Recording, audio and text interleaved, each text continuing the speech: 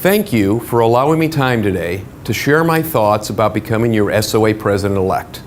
But first, I want to take this opportunity to thank the more than 825 friends and colleagues who took the time to nominate me, thus allowing my name to be placed on the ballot. Now, I would like to share my vision of how the SOA can best serve the actuarial profession. First, I believe the SOA can bridge its differences with the other major actuarial organizations, particularly the Academy, the CAS, and the CIA. The SOA can accomplish this by going back to the days before 2012, when cooperation rather than competition was the primary goal. Competing, by its nature, strains relationships and puts each organization, as well as its members, on the defensive. I believe that regardless of the organizational affiliation, it is crucial for the actuarial profession to demonstrate that actuaries offer the most objective analysis regarding many of society's financial issues. As president, I would strive to work jointly with the other actuarial organizations, presenting a consistent message on behalf of the entire actuarial profession. Second, I would encourage interaction between actuaries and the mainstream media, using the SOA's dedicated media staff by identifying experts within each of the SOA sections and then providing those actuaries with media training. SOA's media staff can then partner them up with media contacts that have been cultivated. This process, over time, will lead to increased recognition that the actuarial profession is best able to provide unbiased and non-political financial analysis.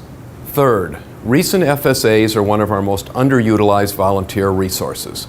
By encouraging them to pursue volunteer opportunities outside of the typical exam grading activities, and then providing free online and in-person training, these FSAs can develop the communication skills that will not only be immensely valuable to each of them personally, but to their employers and the profession as well. Finally, by providing a few incentives, such as waiving meeting fees when they first volunteer to serve as speakers, these FSAs will participate much earlier in their careers. Fourth, the SOA should make the necessary effort to retain the immense knowledge and volunteer resource available from its retired members. I know that many of my mentors and peers would prefer to stay involved with the SOA during retirement.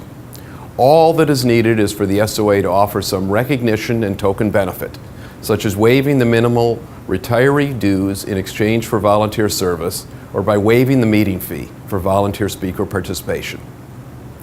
Finally, the President-elect is chairperson of the Council of Section Chairs during the year before assuming the presidency. As chairperson, I will encourage each section to develop relevant online CPD for its members. This online CPD resource should then be provided without charge to all section members.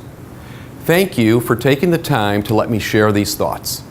Please view my website for more complete information on how my qualifications, experience, and goals will allow me to best fulfill this position. I hope that when voting opens on August 22nd, you will entrust me with your vote for President-elect.